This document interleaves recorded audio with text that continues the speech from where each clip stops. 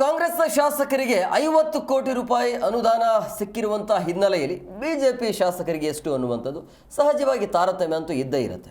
ಈಗ ಶಾಸಕರಿಗೆ ಅನುದಾನ ತಾರತಮ್ಯ ದೊಡ್ಡ ಮಟ್ಟದಲ್ಲಿ ಚರ್ಚೆ ಆಗ್ತಾ ಇದೆ. ಎಲ್ಲ ಶಾಸಕರಿಗೂ 50 ಕೋಟಿಯನ್ನು ಕೊಟ್ಟಿದ್ದಾರೆ, ಬಿಜೆಪಿಯವರಿಗೆ 25 ಕೊಡ್ತೀವಿ ಅನ್ನೋದು.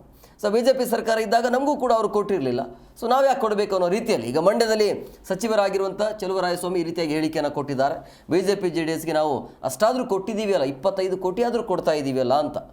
ಸೊ ಅಷ್ಟಕ್ಕೆ ಖುಷಿ ಪಡಬೇಕು ಅಂತ ಕೊಟ್ಟ ಭರವಸೆ ಇಂಪ್ಲಿಮೆಂಟ್ ಮಾಡಿದ್ದಾರೆ. ಅಸೆಂಬ್ಲಿ ಬರುತ್ತೆ ಅಂತ ಅನುದಾನ ಕೊಟ್ಟಿಲ್ಲ. ಸೊ ಹಂಗಾಗಿ 50 ಕೋಟಿ ಕಾಂಗ್ರೆಸ್ ಶಾಸಕರಿಗೆ, 25 ಕೋಟಿ ಬಿಜೆಪಿ ಆ್ಯಂಡ್ JDS ಅವರಿಗೆ.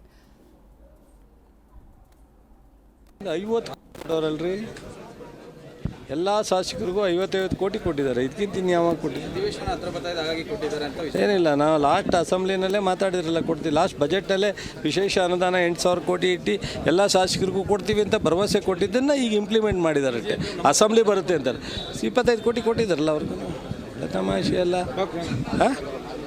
ಅವ್ರ ಹಿಂದೆ BJP ಸರ್ಕಾರ ಮಾಡ್ತಿದ್ದಾಗ ನಮಗೆ ಕೊಟ್ಟೇ ಇರಲಿಲ್ಲ ನಮ್ಮ ಶಾಸಕರುಗಳಿಗೆ. ಈಗ ಅಟ್ಲೀಸ್ಟ್ ನಾವು 25 ಕೋಟಿ, ಕಳೆದ ಬಾರಿ 10 ಕೋಟಿ ಕೊಟ್ಟಾಗ ಪೂರ್ತಿ ಕೊಟ್ಟಿದ್ದೀವಿ ಅವ್ರಿಗೆ. 10 ಕೋಟಿ ಅಟ್ಟಾರೆ ಕೊಟ್ಟಿದ್ದೀವಲ್ಲ ನಾವು. ನಾವು ತಾರತಮ್ಯ ಮಾಡಿಲ್ಲ, ಒಂದು ಚೂರು ಜಾಸ್ತಿ ಕೊಟ್ಟಿರ್ಬೋದು ಅಷ್ಟೇ.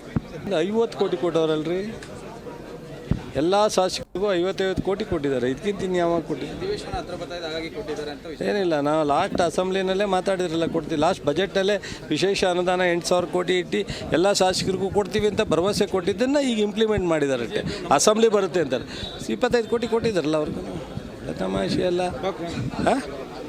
ಅವ್ರ ಹಿಂದೆ BJP ಸರ್ಕಾರ ಮಾಡ್ತಿದ್ದಾಗ ನಮಗೆ ಕೊಟ್ಟೇ ಇರಲಿಲ್ಲ ನಮ್ಮ ಶಾಸಕರುಗಳಿಗೆ. ಈಗ ಅಟ್ಲೀಸ್ಟ್ ನಾವು 25 ಕೋಟಿ, ಕಳೆದ ಬಾರಿ 10 ಕೋಟಿ ಕೊಟ್ಟಾಗ ಪೂರ್ತಿ ಕೊಟ್ಟಿದ್ದೀವಿ ಅವ್ರಿಗೆ. 10 ಕೋಟಿ ಅಟ್ಟಾರೆ ಕೊಟ್ಟಿದ್ದೀವಲ್ಲ ನಾವು. ನಾವು ತಾರತಮ್ಯ ಮಾಡಿಲ್ಲ, ಒಂದು ಚೂರು ಜಾಸ್ತಿ ಕೊಟ್ಟಿರ್ಬೋದು ಅಷ್ಟೇ. 50 ಕೋಟಿ